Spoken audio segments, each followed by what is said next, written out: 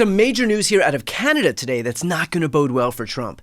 So to set the stage, Canada has a new Prime Minister, Mark Carney, from the Liberal Party. The previous Prime Minister was, of course, Justin Trudeau, whose popularity was waning after 10 years in power.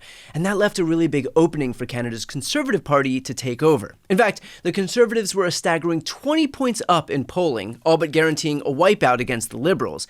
And presumably, that would be good news for Trump. Republicans would ostensibly want to deal with another Conservative government. But then Trump decided to impose tariffs and launch a trade war and get Canada sucked into this war against the U.S.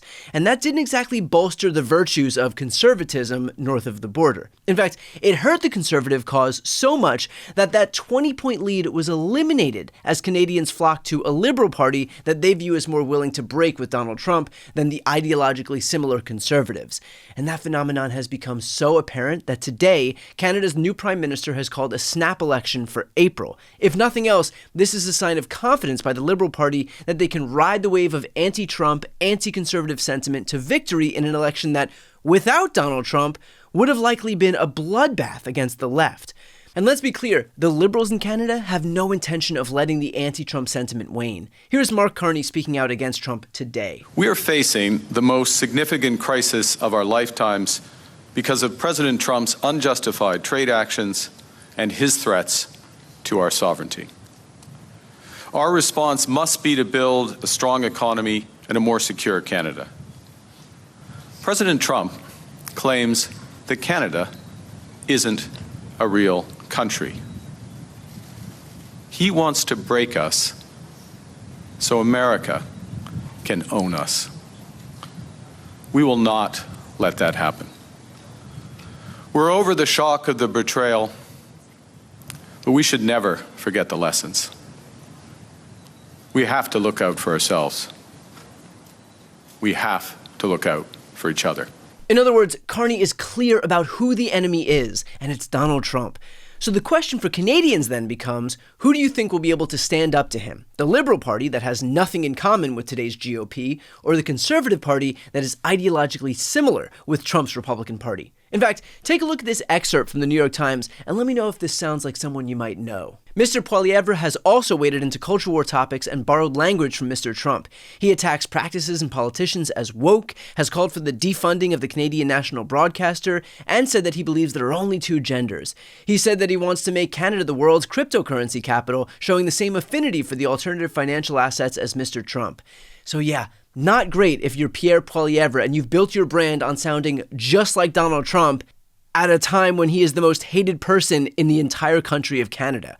And yet, the ultimate irony is that far from Trump learning his lesson and reversing course so that he can actually help bolster an ideologically similar political party, a party that might be more willing to work with him in the future, instead he's just decided to barrel ahead repeating the same 51st state nonsense like a pull-string doll who only has 4 phrases. Even when he was recently informed that if this fever dream were to come to fruition, which it won't, Canada would likely be a blue state, still that didn't dissuade him. Are you concerned that if they became the 51st state, they would be a very, very blue state? Very, very big and very, very blue. No, there might be, but it would, you have that artificial line that goes, that straight artificial, that looked like it was drawn by a ruler. Somebody with I don't mean a ruler like a king, I mean like a ruler, this way.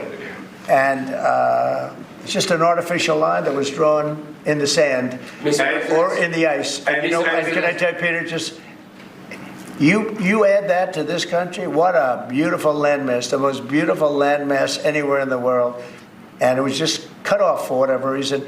It would be great. Now, is it liberal? Maybe. But, a conservative until I got involved, because I don't care who wins up there. I frankly probably would do better with the liberal than the conservative, if you want to know the truth. But just a little while ago, before I got involved and totally changed the election, which I don't care about, probably it's to our advantage, actually. But the conservative was leading against, I call him Governor Trudeau. The conservative was leading by 35 points. So I don't know about that. I think Canada is a place like a lot of other places. If you have a good candidate, the candidate's going to win. I'm not sure how delusional Trump has to be to think that a country that has universal health care, abortion rights, and strict gun laws would want to join a country that is actively cutting health care so that they can give tax breaks to billionaires, forcing women to bleed out in parking lots in deference to draconian anti-abortion laws, and experiencing daily occurrences of gun violence. But then again, delusion has never been in short supply with Trump. But the reality is that Trump is less focused on a long-term strategy and more focused on a short-term distraction. He knows how aggressively unpopular his trade war is. He knows that it's sending costs surging. He knows that it's sending the stock market plummeting. And so to distract from all of that, he's making this all a referendum on American patriotism and being strong and tough, basically trying to engender this rally round the flag effect as if this is 9/11 and not a trade war that he himself instigated and launched. But the reality, which is that Trump is an idiot who decided to launch this trade war thinking that everybody else would back down, hasn't come to bear. And now the economy is crashing as the direct result of his unilateral decision. But we won't be distracted, and we know full well who's to blame.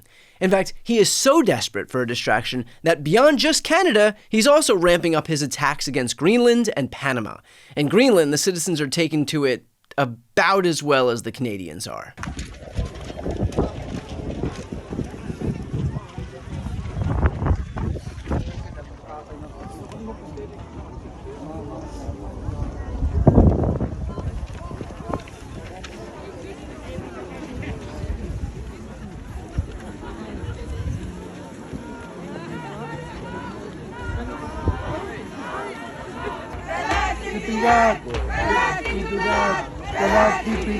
And that backlash flies directly in the face of what Trump has been claiming and suggesting that the people of Greenland actually want to join the United States.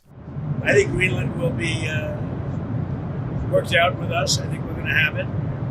And I think the people want to be with us. As you know, there's 55,000 people there that want to be with us.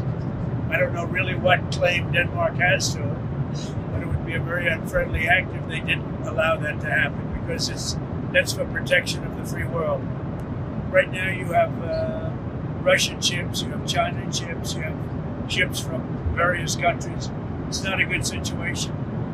It has nothing to do with the United States other than we're the one that can provide the freedom. They can't. They can't. I mean, they put 2 dog sleds there 2 weeks ago. They thought that was protection. But people don't like the way they've been treated by Denmark. They don't like the way they've been treated by Denmark. And they do like us. Now, where have we heard this rhetoric before, that people who live in a sovereign country are actually desperate to join the invading country? Sound familiar? But despite Donald Trump trying to manifest his wishes into reality, no, Greenland doesn't want anything to do with him, Panama doesn't want anything to do with him, Canada doesn't want anything to do with him, and frankly, fewer and fewer Americans do either. Trump has already squandered his honeymoon approval rating, with his ratings now underwater, despite coming into office with a net positive approval rating. Trump really has managed to bridge the divide between countries and continents. Most of the world is now united in their contempt for him. In the meantime, if Canada bucks the historical trend and elects yet another Liberal Prime Minister after the previous Liberal Prime Minister, the Conservatives will have Donald Trump to thank, given the fact that the American president can't seem to get out of his own way or theirs. Who would have guessed that the best tool for liberalism in Canada would be the most far-right American president in history? Before you go, first, if you enjoyed this content and you want to see more and support independent media, please subscribe to this channel. The subscribe button will be right here on the screen.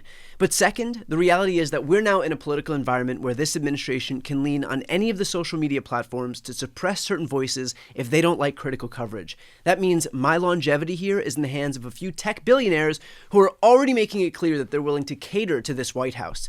To that end, signing up for my newsletter is a great way for me to be able to reach you directly if that ever becomes necessary. I'll put the link on the screen as well, so please sign up. It's completely free, but there's also an option to do a paid subscription if you'd like to support my work. I really appreciate it.